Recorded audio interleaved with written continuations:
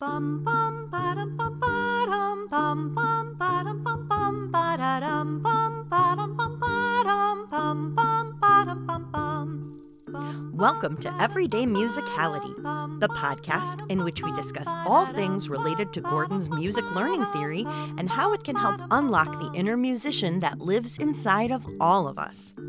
I'm your host, Heather Shouldice, music educator and faculty member for the Gordon Institute for Music Learning. In this episode, I chat with middle school choir and general music teacher and GIML faculty member, Andy Mullen. Hello and welcome to the Everyday Musicality podcast. Be sure to listen all the way to the end of this episode to find out how you can enter to win a free copy of one of Andy's books. Well, I am so excited to introduce my friend and colleague, Andy Mullen. Andy, thank you so much for taking the time to come on the podcast. Oh, thank you, Heather. I'm a long-time listener, so I'm excited to finally be on it. Oh, well, I'm super excited to have you here. Could you just start off by telling us a little bit about yourself? Who are you? What do you do? Oh, sure. I am Andy Mullen, and my day job is I am a middle school choir and general music teacher in Burlington, Massachusetts, which is a suburb, 15, 20 miles north of Boston. And one of my night jobs, I have a lot of night jobs.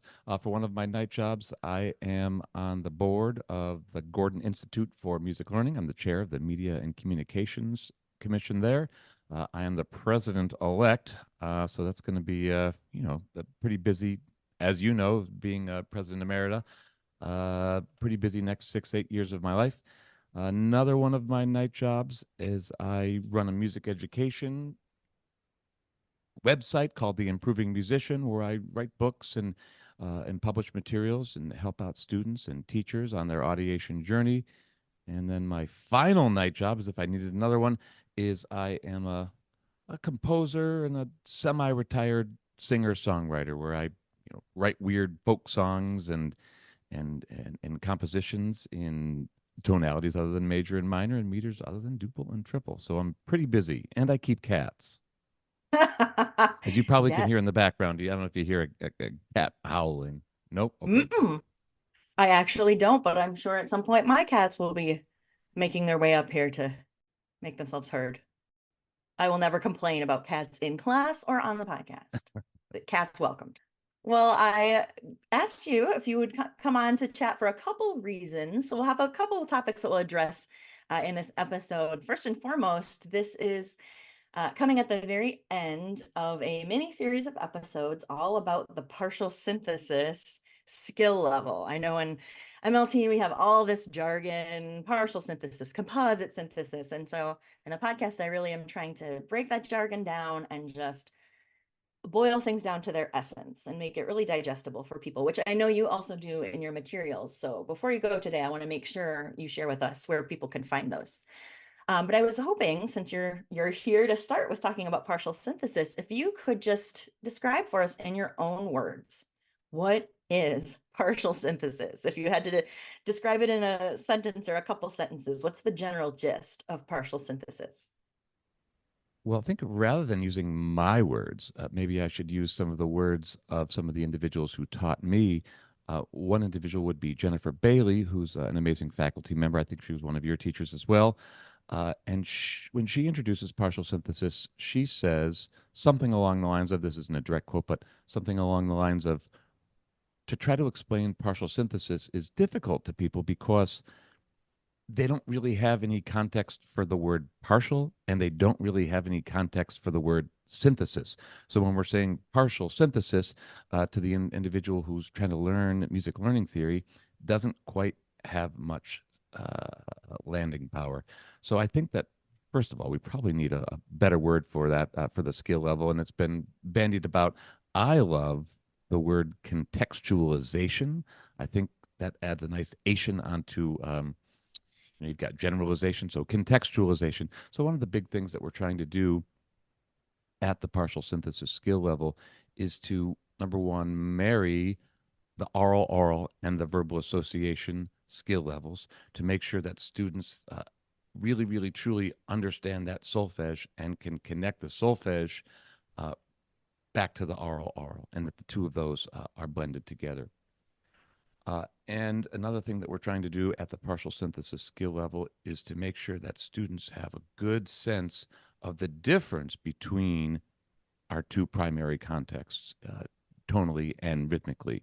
So, in when we're teaching partial synthesis from a tonal perspective, we're trying to drive home the concept of the difference between major and minor, and making sure that students can audiate the difference with a teacher's help, the difference between major and minor tonalities. Similarly, from a rhythmic perspective, we're trying to drive home the difference between duple and triple to begin with. So those are the two main things I think are important at the partial synthesis level. Uh, I'll say one more, and I think that partial synthesis is a really, really important transitional stage, and it's at a very, very important readiness stage. It provides direct readiness for being able to notationally audiate music. And I think even more importantly, it provides direct readiness for generalization, verbal. So we're teaching students at the partial synthesis level to work with familiar material in familiar or usually unfamiliar order, which is direct readiness for them to be able to go out forth into the world and to audiate and to do that for themselves. We teach them how to do it. We teach them the things that they can put in their toolkit and how to go forth and do it on their own when they're listening to music on their own. Uh, yeah, major, Yeah, minor, duple, triple. It's great readiness. definitely. And I'm glad that you added in a moment ago the phrase to begin with, just to prevent anyone from making any assumptions. It's not like all we would do is major versus minor, duple versus triple. We can move on to Dorian versus Mixolydian or Mixolydian versus major, any two contexts you want. But yes, we start with the contexts that tend to be most commonly heard in our mainstream Western tonal music. And once we teach students how to do that, we teach them the skill of how to use tools that are in their toolbox. Well, then they can go forth again in their own world. And when they're listening to unfamiliar familiar music, they can try to do that by themselves and superimpose the microbeats. Am I hearing do day? Or am I hearing do da dee? Or am I hearing something different? I'm hearing ba ba ba ba ba ba ba ba ba ba ba ba ba. And if Shouldice or Mullen aren't around as their teacher, well, they can use those tools to try to figure them out by themselves. Yes. And again, just to prevent any assumptions, because I've heard some people criticize music learning theory in that it is very Eurocentric or only focused on Western tonal music. And, to some degree, that's true, right? Like we don't have a content learning sequence for microtonal music or atonal music. And I think there is a lot about the sequencing in MLT that can apply to lots of musical traditions around the world, in that if it's a tradition that starts orally, then the skill sequence I think of MLT can mesh. But we're not at all trying to say that a certain genre or style of music is better or more important than another. Absolutely, that is correct. But I think Ed would argue, and I think I heard Cindy, we have to make sure that we are not just tossing around names that everybody, you and I, I'll know these people. So for Sue in North Dakota, who's just listening and doesn't know who Cindy is Cindy Taggart, Dr. Cindy Taggart. Cindy would say that the skill learning sequence, when we're talking about, I should say, when we're talking about music other than just Western European music, the skill learning sequence probably would hold true, but the content learning sequences are definitely going to be way, way, way, way, way, way different. And we could develop them based on whatever the musical context is that we're living in. Absolutely. I think I heard Ed Gordon at some point say, you know, let XYZ culture go get their own Ed Gordon, and let him or her or them develop their own tonal content or rhythm content learning sequence. You know, he couldn't do everything in one lifetime, but I think the skill learning sequence will truly hold firm. And that is, I probably should add parenthetically, if it's the type of music which is going to eventually lead to people reading music, because that's not necessarily going to always be the case. Mm, for sure. I'm glad you added that in there because, yeah. And do we always need notation? No, No. and for that matter, we can do oral, verbal association, partial synthesis, and spend all the rest of our time at generalization and improvisation and not really be in violation of the skill learning sequence. If we're just bridging across from verbal association and partial synthesis, Yeah. we can skip all those notational levels altogether. If we wanted, we could even do composition with no notation, right? We just find another way to record our musical ideas, literally. Absolutely. Okay, well, that was an interesting tangent. That was very fun. Thank you for taking that journey with me. So getting back to partial synthesis, we were talking about comparing the different tonal contexts and rhythm contexts and, in a sense, holding students' hands.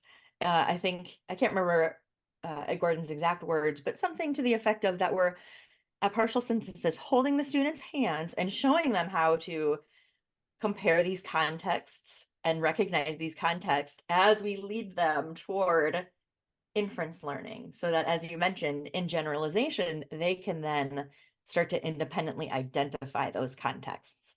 Yeah, cool. Well, I could probably guess, but I want to hear what you say. What are your own feelings about partial synthesis? If someone walked up to you and just said partial synthesis, what comes to mind for you? I would just go ooh and maybe have some jazz hands going on. I love partial synthesis. It's really probably my favorite level to teach. It's really where true learning really starts. Uh, I love partial synthesis because that's really where you see the light bulbs go off in students' brains. They can echo as much as they want. Do mi so fa re ti dos. They can do all that echoing, but when it gets down to brass tacks, partial synthesis is where that real true learning begins. And as you say, they really start to become truly independent musicians. So, and as I think I previously said, it's just so much. It's readiness for so much of what we do in all of music. Totally. Yeah, I even see that light bulb go on in my college students. When in methods class, we talk about oral, we talk about verbal association, we talk a little bit about bridging, and then when we talk about, I just do a little bit on partial synthesis, not a lot, because that's, we don't want to make them run out screaming. Um, but the first time they hear the two contexts side by side and start to compare, like I see some of their heads snap up and their eyes are open wide. And yeah, it really pulls them in musically too. That's cool. Yeah, I find that really, if I were to put some numbers on it, probably about 20%. These aren't going to add up to 100, but about 20% of the students that I teach really don't really need that instruction at partial synthesis. They can already intuit. There's a big swath in the middle of 50 to 70% who partial synthesis does the job. It breaks that cycle of imitation and sets them forth on their audiation journey. And then unfortunately, another 15% or so that it just doesn't do anything. And I don't know what I could probably tap dance. And if there's no motivation in a student, then you sometimes you just cannot reach them. But it really does the job for the bulk of the students that are right there on their audiation journey.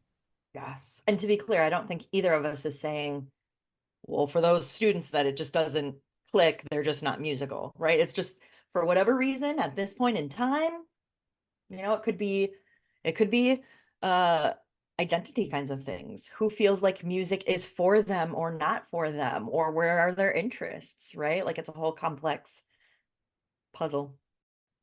Also, I think too, to emphasize that our success, our students' success with partial synthesis, just as with inference learning, relies on the readiness they've had at oral, and verbal association, right? So we shouldn't shortchange the power of time invested in developing audiation at those skill levels. Because have you found that to be the case? Have you found ever students who you get to partial synthesis and you try it and it just flops? And maybe it ends up that it was because they just didn't have as much readiness. Yeah, you don't know if they're new to the district or new to the school, or yeah, based upon their scores on a standardized music aptitude test, maybe they're just not quite there, dot dot dot yet. Maybe they're just Ha. not there yet, and maybe they just need another year of that oral and that in the bridging. And if we also need to start thinking about, well, what is the readiness for partial synthesis? And obviously, I think that oral and verbal association are direct readinesses for partial synthesis. But don't forget about generalization, oral. That's a huge, even though it's an inference skill, I think that generalization, oral, is a huge readiness for partial synthesis. Because if they cannot hear that these two things and are indeed different, then there's no way that they're going to be able to actually Mm, audiate the difference if they cannot hear that they are indeed different. exactly. Right. And just Zoom has changed something recently. I don't know what setting it is, but I'm Original having sound for trouble. musicians. Okay. Well, so I need to change that at some point, but it looked like you were playing 151 in major and in minor, I'm assuming, Tell just me if you by the can way hear you were this leaning. now. Can you hear that now? Okay. Yes. Very soft, but yes. Right. Right. So the So I, audiation I needs play to. I play do mi so and la do mi. So if they cannot hear that, and maybe it's partially due to a teacher's intonation, but if they can't hear the difference between those two, then there's no way that they're actually going to be able to bring audiation to it. Oh, and I want to get back to that idea of partially due to the teacher's intonation, because I found with partial synthesis, it can really challenge us as the teachers to be able to switch back and forth, for example, between parallel major and minor, and really do it flexibly and fluently and at a second's notice. And sometimes if we think, oh, they're just not getting it, sometimes if we really look at ourselves, we might go, oh, that's because I wasn't singing it as accurately and honestly as I thought I was. What's that Yeah. smell? Oh, it's me. Uh, I love that. I'm totally using that in my methods class. an interesting tangent. Last week we were supposed to record this interview, this podcast, and I had a sore throat, and I was right in the middle of a tonal partial synthesis unit.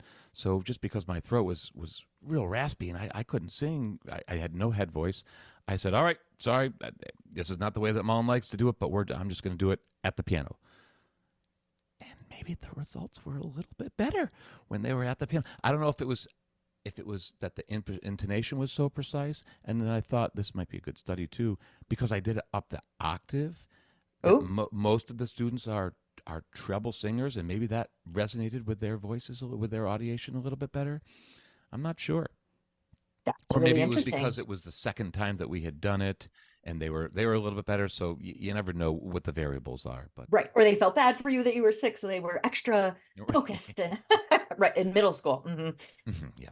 But we should add that it's not ideal. I think the human being responds to another human being's voice much better than an instrument or to a piano. But I think that if your intonation is not that great, or maybe you're not a vocalist, you know, do it at the piano. No one's going to get hurt. I mean, do it at the piano. I would Yeah, personally rather see teachers do it at the piano than not do it at all. exactly. Yes. And with the piano, as long as the students aren't seeing your fingers, right? Where Exactly. they're not getting some sort of extraneous clue hint that's telling them if it's major or minor.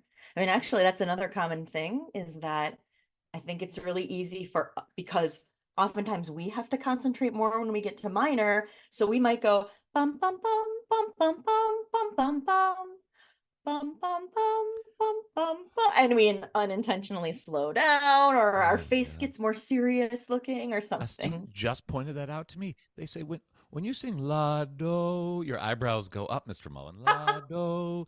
Yep. Mm-hmm. Yeah. They're our greatest teachers, aren't they? Mm, yes, they most certainly are. And yes, getting back to how we originally went on this tangent, the importance of generalization, hearing, can you hear that those two things are different? So doing the same different activity with hands, bridging from oral. And also that's why, as we're revising the learning sequence activities materials, we are making sure that we add in more options for bridging early on Oh, in the wonderful. LSAs. And also maybe for some things like Jen and Cindy and I discussed this, not at length, but we did have a thoughtful discussion about the hand signs, right? So two fists for same and a fist and a five for different. And we initially just kind of thought, oh, well, there's going to be a generalization oral LSA. And then as we got talking about what that could look like, we thought, but why do we need to be doing same different hand signs in an LSA? And does that make sense? Is that well suited to the, structure, the format of an LSA? So we're also including, we're going to have core pages. We're going to have enrichment pages. So if you see your students for more time or for whatever reason, you can add in these extra things. And then we're also going to have ideas for enrichment and classroom activities. So I'm so hopefully all excited that about will, this. It's 20 years overdue, but I'm glad that we're doing it right now and that we're getting these materials out because it just sends the wrong message to people that our materials are old and staggered. Where we're at the cutting edge. MLT is at the cutting edge, so I think our materials should reflect that as well. So I'm so glad that you and Jen and Cindy are doing it. Bravo. yeah, yeah, thank you. So getting back to partial synthesis, you've kind of alluded to this, but I'm curious to know what your own experience teaching partial synthesis have been like with your students, especially at the middle school level. It's evolved a lot. I think about maybe the partial synthesis teacher I was 10 years ago. I probably did it right by the book. And by the book, I mean by the learning sequence books, tonal register book one, rhythm register book one. And then I took elementary general one and then elementary general two times. And that's really, I think, where my partial synthesis skills improved a lot. Just seeing Same. how you and Jen and Jill Reese and I guess that's it. Who was the other person? And Cindy, how you took your experience and modified those LSAs that were written when late 70s, early 80s. I would assume he probably Yeah. wrote those Yeah. learning sequence activities, and there's gold in there. There is indeed liquid gold in the basic techniques that Ed wrote. But I think that modifying them is really really important. One major modification, I think I learned this both from you and Jen Bailey, is that I only do one pattern at a time. I don't do both patterns. One It's series, you mean? one series of patterns. Yes, thank you. It's just so hard both for students to remember in the first set of patterns I was audiating blah blah blah blah blah. In the second series, like first of all, I forget. Right. I can only remember one set of patterns. Uh, so that's evolved a lot. My notation system, how I mark things, has changed a lot. Hmm. For instance, in let's say we're doing a major versus minor one, and uh, I'll sing the pattern. Bum bum bum. As I'm singing the pattern, I pick which kid is going to do it, and I write down a big M if it's going to be major. So I pick the kid. Bum bum bum bum bum bum bum bum bum bum, and then I say so everybody gets a chance to audiate. Nobody knows beforehand, so everybody's audiating. And I say, if we're doing it the first time, Freddie, were you hearing do mi so or la do mi? And then if he gets it right, I circle it. That means that he got the major one right. If he or she or they get it wrong, I put an X over the M, so that way I know that they got the major one wrong, and that maybe the next time I go back, Mm. try it again. And then I do the next one. Uh, Say it's a minor one. Bum, bum, bum. I write down a little lowercase m with three little squiggles, just so I know that it's a minor one. And then again, if they get it right, I circle it. And if they get it wrong, I put an X over it. That just helps me with organization and knowing which kid got which patterns. Right. I just love hearing how different teachers mark, even marking, it can be so individualized, whatever works for you. Also with that strategy, when you gave a kid a turn, in addition to knowing whether they got to try the major or the minor, if they tried and got it wrong versus if you're only marking if they got it correct. That's why I'm not the only one I think that figured this out, but I'll use a dot. So in my little box of the student, on my, however I'm marking, I use, if on the page the major series comes first and the minor series, I use the left side of the box as the Mm-hmm. major and the right side as the minor. And if they were to miss it, I just put a little dot on either the left or the right side. Yep. So I just love hearing all these different strategies for marking because, everybody's different. Everybody has a different thing that clicks with them that they can use. The most important thing I think for learning sequence activities is that you can use it really fluently, flexibly, quickly. So just finding a way of marking that you can just boom, boom, boom, Yep. let it roll. I use the little dot for it if they answer a question, because sometimes I'll just throw that. Freddie, do you agree? Dot. Mm. Margaret, do you agree? Dot. Are you sure? And channel my inner city tagger. Are you sure? Right? Make them think they're wrong to see if they're like, no, no, no, no, I mean, it was the other one. And then you know that they were just guessing. Yep. And then Like from a that. duple erase that from your audiation. From a rhythmic perspective, I put a D and a T for the duple pattern and the triple pattern.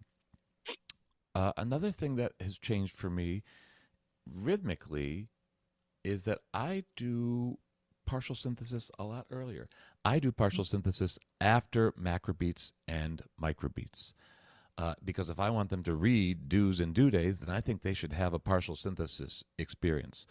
So that learning sequence activity sounds something like this. Yeah, there's the whole setup. We'll listen to these two sets of patterns. First, ba ba ba ba ba ba ba ba ba ba.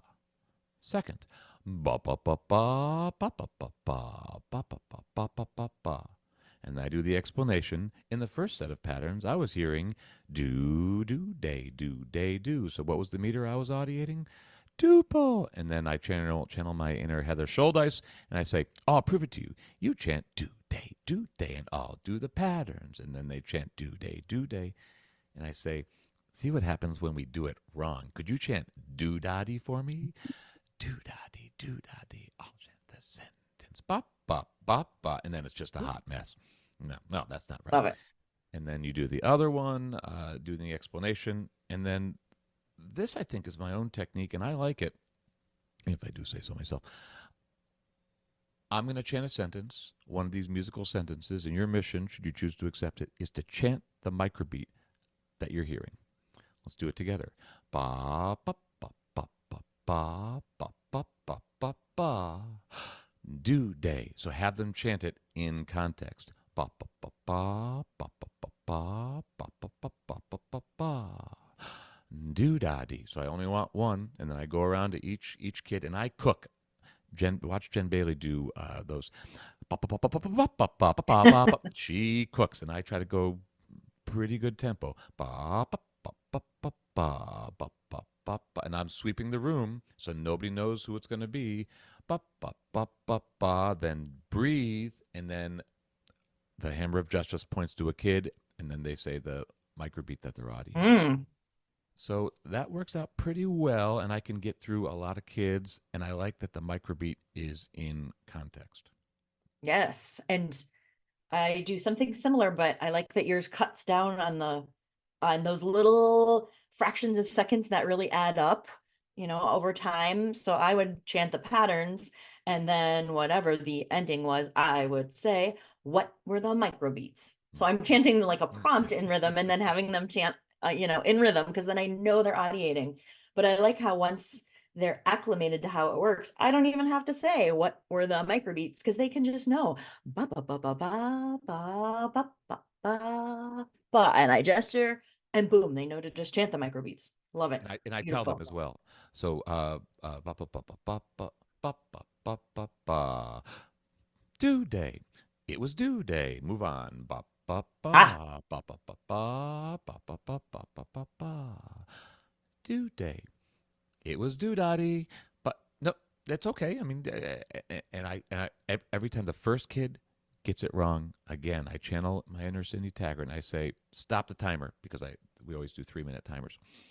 What was your timer you used? The pig? Did you have a pig timer? chicken. A chicken timer. I stop the first time somebody gets it wrong and say, I'm glad that happened. I love it when students get it wrong, because every time you get it wrong, you are teaching yourself. So please continue to get it wrong. I mean, they obviously don't get it wrong, but I want to encourage them that being wrong is okay, that it's all part of the learning process.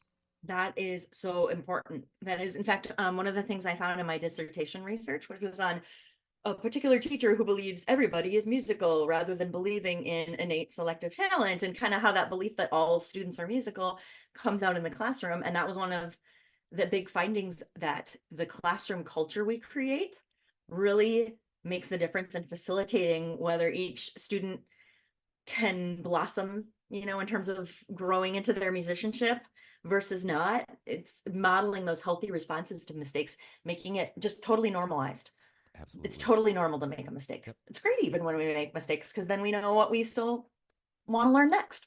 Yes, please give me your mistakes. I think that's a quote from Chris Muntz, who's a great choral educator. Please, I want to hear your mistakes. Please give me your mistakes. Love that. Great. Also, I just have to share, I'm sorry, it's totally a tangent. The chicken thing that you mentioned, I make my undergrads teach LSAs.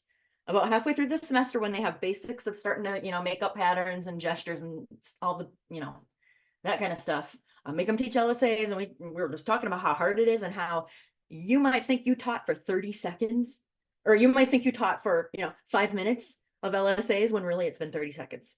Right. And I brought up that when I had that chicken, it was really for me. So I would know how much time had actually passed. And I have in my methods class right now one of my former elementary students. It's like a complete circle Oh of my life moment. gosh. Oh my gosh, it's amazing. And he remembers. He remembers the one day I set the chicken and happened to go, chicken is ticking. And then they laughed and loved it. And then I did it in the next class and they loved it. And then it was a thing. Anyway, Oh, that's great. That's that's very great. cool. When he Sunrise, went up there and taught sunset. Oh his my first gosh. LSA, the other students, I mean, like, he did pretty well. And the other students, we were all just kind of like, huh, how'd you do that? And he's like, I was just picturing you. Oh, We all say I don't want channeling to our just inner. replicate myself, but that was sweet. Go ahead. What were you saying? I was going to say all of us MLT teachers, we all say, all right, I'm going to channel my inner Shouldice and do X, Y, Z. Okay, I'm going to, and the macro beats are, do that. Absolutely. And also, it's not like the only people worth channeling are, like these higher ups, faculty, like everybody has something worth channeling, right? I love that I learned just as much from participants in PDLCs and from Mm-hmm. my method students. I'm always getting new ideas. I love that. And I hope I remember to give credit when I do steal those things. Yes. Don't evade your eyes, plagiarize, but just call it research. Yes. One more thing I'd like to say is I've spent a lot more time recently in my partial synthesis time after we do the LSAs.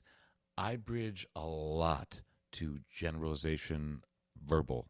A lot of bridging, because Ed always says that when we bridge, we don't so much learn about the level to which we're bridging, but the level from which we're bridging. So when we bridge from partial synthesis, we learn a lot more about partial synthesis. And if people don't know Kahoot, do people know Kahoot? I love Kahoot. Please talk about it. Okay, so Kahoot is this game. So there's two games that I use all the time in my classroom. The first one is Kahoot, and the second one is Blooket, Blooket. I always thought it was pronounced Blooket, but on the website it says Blooket. So with Kahoot, it's basically a quiz game, and in my class, it becomes what I call a lollipop opportunity. So it's a game where there's an opportunity for the top three people to win lollipop opportunities. So we do our work at partial synthesis, and whether it be major versus minor or duple versus triple, I take these little tracks from those great CDs that Dick and Ed and Chris made, like "You Are My Sunshine," Mm. "Don Gato." They're just these little 25 to 45-second songs, and they're in any combination of major, minor, duple, triple. And so I make these little playlists of them. And so it's just a major versus minor game or a duple versus triple game. And so I put it on, and it starts playing a song, and then they all log into Kahoot, and then the top three people at the end, the people that got the best score and the fastest, they get their lollipops. But they just love them. So I have these. I bet I could take a screenshot of the lists if people want to see these curated lists, and they can get my Kahoots for free somewhere. But they're just so fun. Great opportunity for them to practice major versus minor in and duple versus triple in quote unquote real music, because it's good to use real music. And some of them are tricky because they do bounce around. They're not in the same key or Hmm. not in the same tempo, but just a lot of fun. And then I find that after we go back to partial synthesis, it seems a lot easier because we've spent some time at this crazy thing like, oh, we got to hear major versus minor or duple versus triple with these songs from out in the wild. So lots of fun. Right. Yes. And any way that we can have some sort of incentive or they're motivated, all the better. Yeah, that's And then great. finally, after 3 or 4 or 5 classes of partial synthesis LSAs, partial synthesis classroom activities, and generalization classroom activities, then I assess with a quiz. I just give a good old fashioned quiz. And Yep. I feel good about using that as an assessment because I only use familiar patterns in unfamiliar order. The same Mm. patterns that I've been using in the LSAs, that's the basis for a quiz. And that gives me really, really good data. Fantastic data. And if I get like an average of 8 out of 10 on this little simple 10-question quiz that Google grades by itself, I feel really, really good about my work. Yeah. And I mean, that is an instance where a written assessment, written, whether it's clicking something or whatever, that makes sense, right? We can't really do a written assessment to measure someone's singing accuracy, but we can when it comes to can you recognize duple versus triple? And thank you for emphasizing that it's familiar patterns, because that was one thing, how you said you didn't really own partial synthesis until you took your elementary general level 2. Mm-hmm. I was the same way because it was in level 2 and I realized, oh, I thought I was doing partial synthesis and I wasn't, because I was just chanting whatever rhythm I wanted on ba in duple or triple. So I was actually doing generalization, right? Right. Which is not a bad thing as long as you know what you're doing. Exactly. You got to be aware. Yep. Yeah. Cool. Oh, little side note. When you took level 2, did I share my Twister game? You did share your Twister game. You did. It's just Yes. like that's when you were talking about Kahoot and like finding game ways to motivate. That was always the best way when you get to a new school and your students don't know, or new students who still need oral verbal association, but aren't particularly motivated to learn the terms, right? Major, minor, duple, triple, macro, all that stuff. I pulled out that Twister board that I made and they loved it. They quickly wanted to know, what's microbeats, due day is what, and doodaddy is what. And so it was great just for drilling terms for verbal association. Then you could turn it into partial synthesis as long as you're making sure that you're using familiar patterns. You could chant a series of patterns and they could find duple versus triple, or you could sing, because I had 4 different colors of circles, and there was major for one color and minor for another color, duple meter for a color, triple meter. So we were mixing. It wasn't just all tonal or all rhythm, but it was a Right. super fun way. And you could Oh easily yeah. turn it into generalization. Yeah. Yeah. Again, getting back to students being the best teachers, it must have been in I don't know, 5, 6, 7 years ago. Just a kid said, "Let's do something more fun." And I said, "Like what?" And he said, "You know, like let's play a game. Let's do XYZ." And I said, "Oh, uh, uh, okay, okay." I think I was just so intent on getting the musicianship instilled upon them, and that was the most important thing to me. And just having that kid say, "Let's do something fun. Can we learn this in a fun?" It wasn't exactly what the kid said, but like, okay, all right. So yeah, every class we're gonna do a Kahoot or we're gonna do a booklet. We're gonna do something fun, or the parachute's gonna come out. We can learn in the fun way. Absolutely. Let's have more fun. And I really have noticed that since I started instituting these games, I get a lot more buy-in from the students in learning the material if you can reach them at their own level and do it in a fun way. Yes, that's so important. And, you know, in our own defense, I think I can't speak for anyone but myself, but I didn't even want to teach until I discovered music learning theory, because then I saw what was possible for students' musicianship. Like, I'm going to be honest, I don't even like kids. There, I said it, everybody out there. I really, like, I'm not the person who's been like, I just want to teach because I love kids, you know? It was really, wow. students can do that musically, then why I want to help that happen for as many students as possible, right? And I think it's easy to lose sight of that vision, which is a good thing.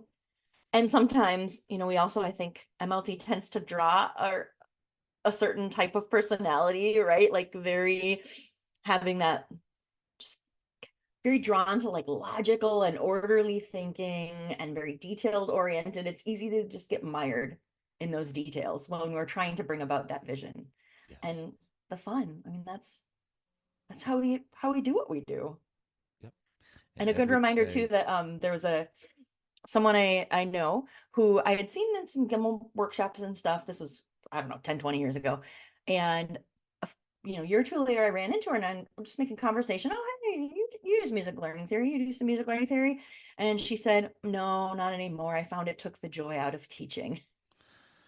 But it doesn't have to. no, no, it doesn't. There's no way, there's no reason why we can't have fun and have them learn something. Yes. No reason. So you've already mentioned some ways that you've adapted partial synthesis to work for you, to work for your students. Any other tips, anything you've realized in teaching partial synthesis that we haven't already covered? Yeah, my only last piece of advice is just to remind you that the patterns that you're using in partial synthesis should be patterns that are already familiar to students at the oral, and verbal association levels, because if you don't, then you're mistakenly abridging students to generalization. Yes, we've all done it, or at least We I have. have. Guilty. Um, Before we shift topics, one last question. Do you have a favorite partial synthesis activity, like a song or a chant that works well, or a particular way of prompting them to give their responses? Oh, there's just so many. There's just so many. One idea I got from you in elementary general level two is to associate a movement for macrobeat. No, associate a movement for duple meter and associate a movement for triple meter, like your astronaut chant. The astronaut chant, right? So we start in duple, and then we move to triple, and you give them the movement for each, and then you tell them that you can swap things up, and then it becomes a little generalizationally, but you've given them all of the answers. Uh, and then you just start chanting like I know Cindy does as an example.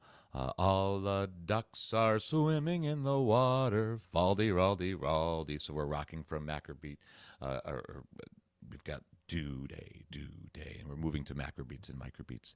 And then when we do it in triple, we're going all the ducks are swimming in the water and they're rocking side to side, they're rocking side to side. And then you might say something like, could you audiate the movements that might go along? And I'm going to change back and forth from duple to triple. And I think that's important. That's another great thing I learned from Jen Bailey, is giving them a chance to audiate first before they do it. So can you audiate the movements that would go along? All the ducks are swimming in the water, faldy, raldy, raldy, faldy, raldy, raldy. All the ducks are swimming in the water, faldy, raldy, raldy, raldy, ray. And then now do the movements. So let's review what are the duple meter movements? Do, day, do, day. What are the triple meter movements? Sway from side to side. Now, close your eyes as I'm singing and do the movements. That way, they're not like looking around, and you can get a really, really good sense of what they're doing, and they're not self conscious because they're looking around at other people and nobody's looking at them. And then you do that again, and just change the order, because you've really technically already done the whole thing in duple and already done the whole thing in triple. So it's technically familiar. Exactly. Yep. And if it's a little Love it. generalization, who cares? So, As long as you know. yeah, as long as you know. And then just watching the absolute train wreck that happens the first time is just so fun. And then you would want to do it a second time, and maybe even the next class, let them go home and go to sleep, and let them audiate while they're sleeping and let their brain do that work for them. Yes, and research suggests that that is indeed the case, that while we're sleeping, our brain is still working, things are settling and working themselves out. Yes. I swear, I think partial synthesis is like this hidden gem in music learning theory. It's something that makes MLT truly unique, the focus on context. And I think there's so many playful ways we could be teaching it. And it just, we need more carriers of the lore who are, I'm sorry, creators of the lore, not just the carriers. Don't just teach it the way, we've been Hmm. talking about, but come up with new ways where students are still practicing the same, essential skills of comparing contexts and recognizing which is which, but we could do it with a prop. We could do it with, little manipulatives. I don't know. There's a bunch of ways you could do it. So it is ripe Absolutely. for more creative teachers to just come out and make up some fun activities and share them with the rest of us.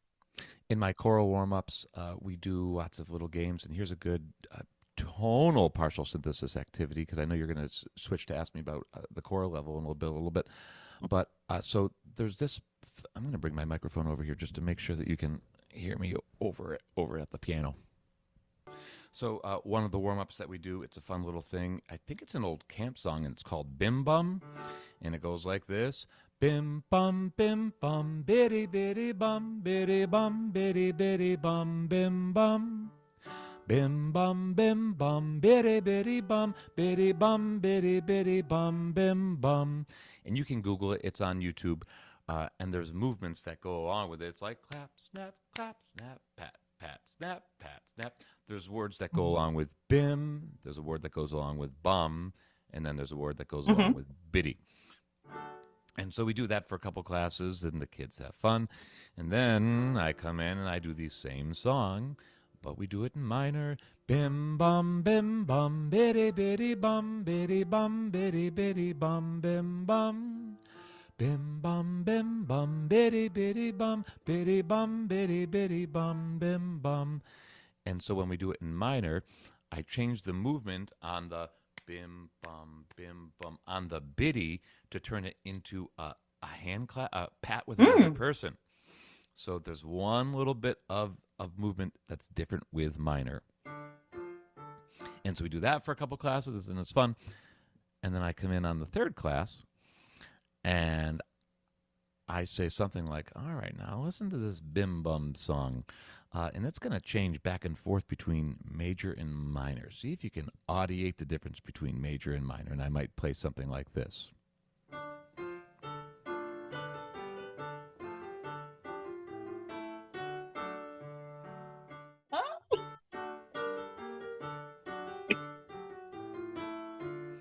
And so there's a couple key places where I can change the tonality so that they have to go from snapping to patting another person. There's only a couple places where I can change it, if that makes sense. Ah.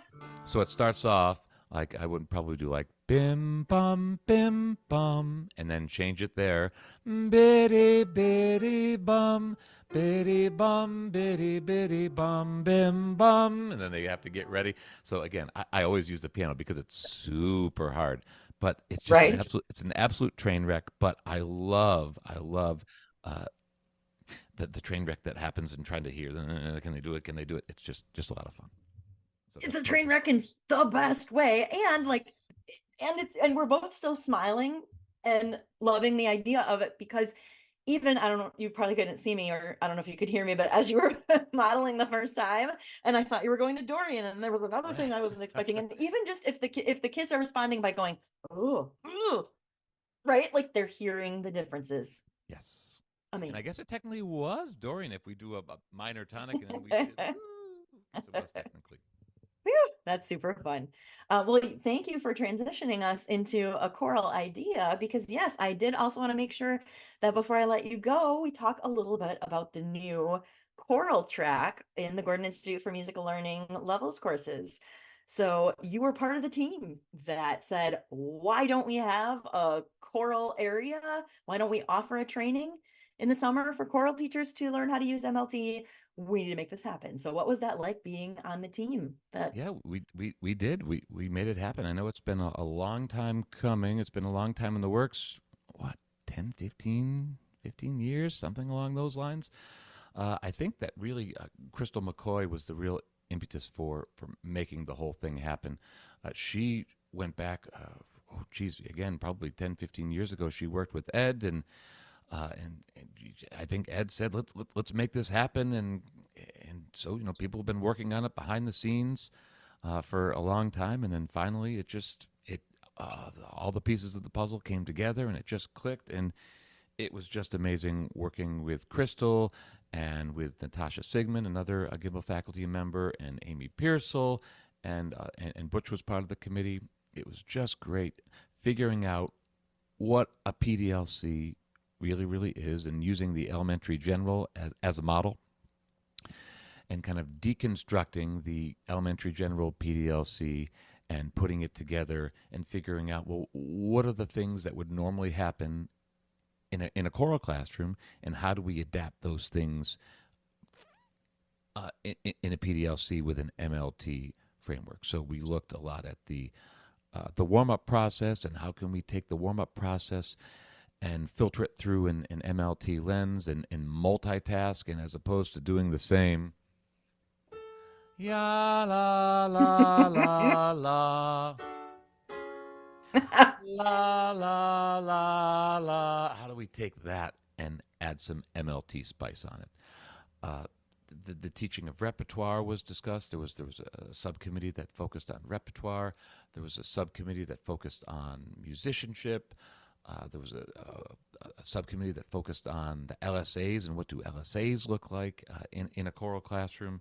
And then we just put it all together, and Crystal was the glue, and she made it look all pretty, and put it together, and submitted it to the board, and it was approved. And we ran our first level last summer, and it was just mashed potatoes and gravy. I had an absolute blast.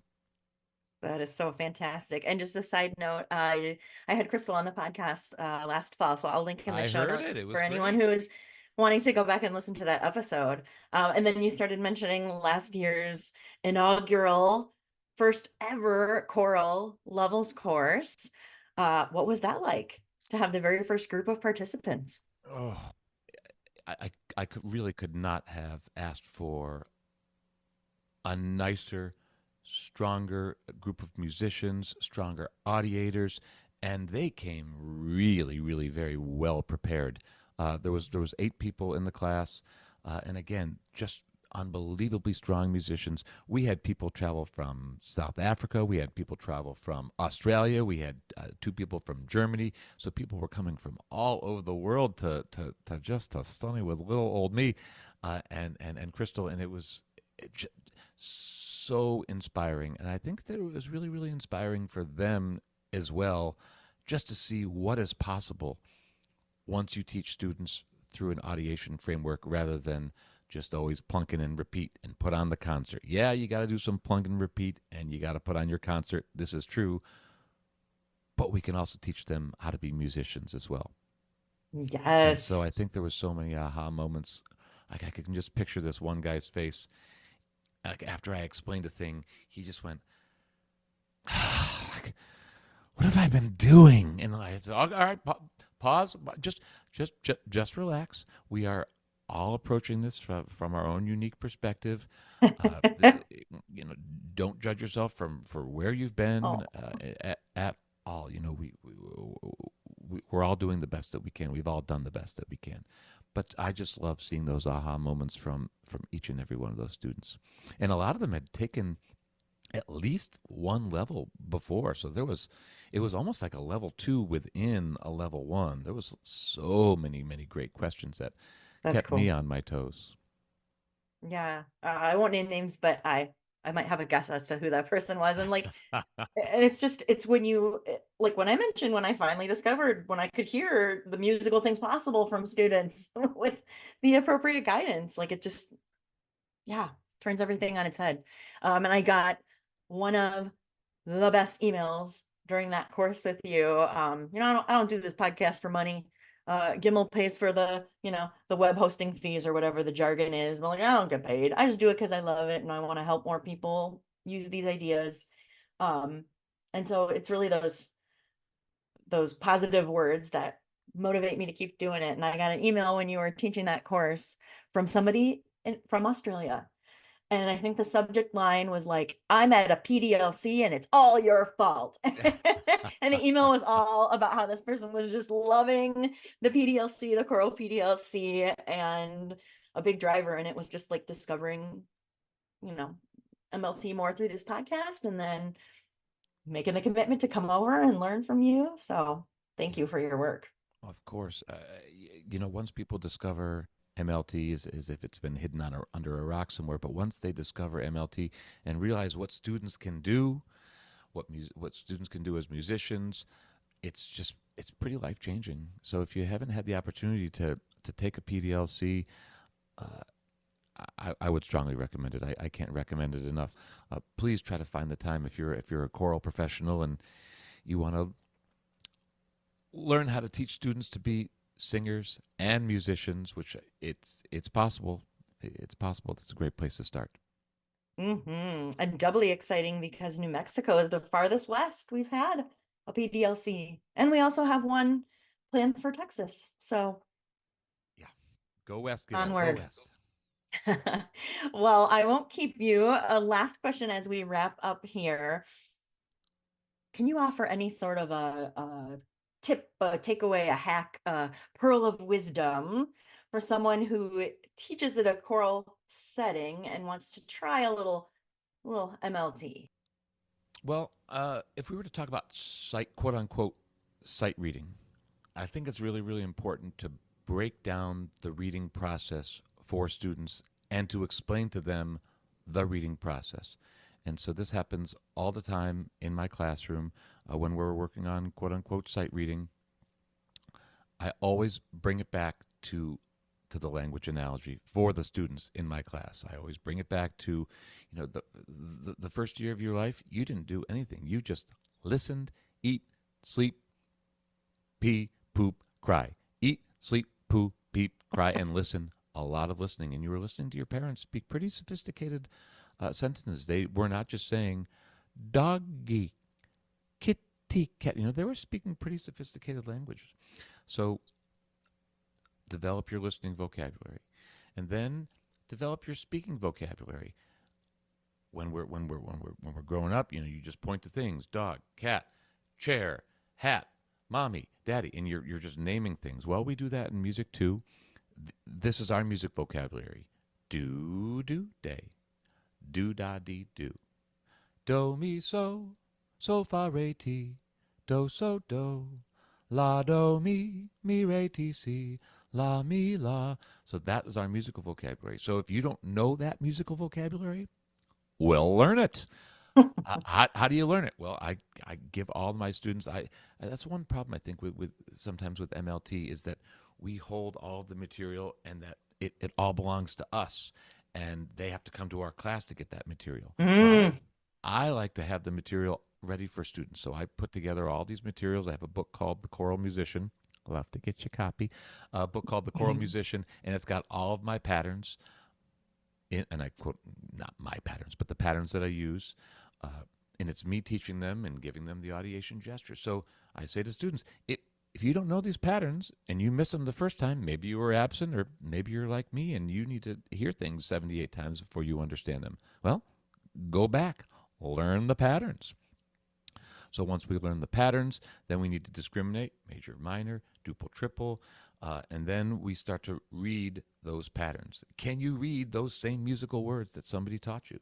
Can you read do, mi, so fa, re, ti, do, so, do?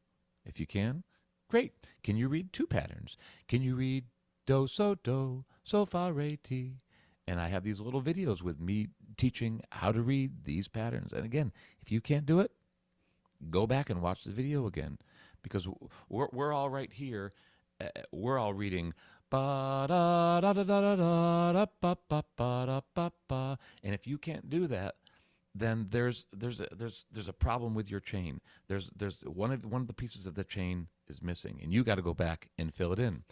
You need some help? Come and make an appointment with me. But this is the process: audiate patterns, compare contexts, read patterns individually, and then combine tonal patterns and rhythm patterns into musical sentences. And if you can't do it, then there's either an audiation problem let's fix it together. Or there could be a vocal or technical problem, and same thing, let's fix that problem together. Sometimes for the cis boys, for the boys in the class, oftentimes we are reading up here like in D flat, D major, and E flat major, and that's not the best key for them. So that could be not an audiation problem, but that could just be a voice problem. Not even a problem, but just, the teacher needs to put that in the more appropriate key. So for your sixth grade boys who are up here, but if they can't do that, if they're in the middle of the voice change, put it in B flat for them. Your sixth grade boys are going to love this. Do, mi, so, mi. So that's the main thing that I would say. Teach the reading process to your choirs according to the way that we learn language, and let students in on that process and make them part of the process. Let them know where to get the help if they need it. I have this little steps to sight reading document that I put together, which links to all the videos. So it's really up to them. They need to have ownership in it as well. That's amazing. Could you tell listeners if they want to check out some of your materials? And I understand you self-publish some things that are available for purchase. If people are interested in checking those things out, where can they look for them? Oh, sure. They can go right to the improvingmusician.com. A couple of the most recent things that I've put out a book called The Choral Musician. So it takes students basically through what I call the audiation foundation. So macro, micro, duple, triple, major, minor, tonic and dominant, just a basic series of patterns that they can establish in audiation foundation, and how to read those patterns and then put those patterns together into quote unquote musical sentences.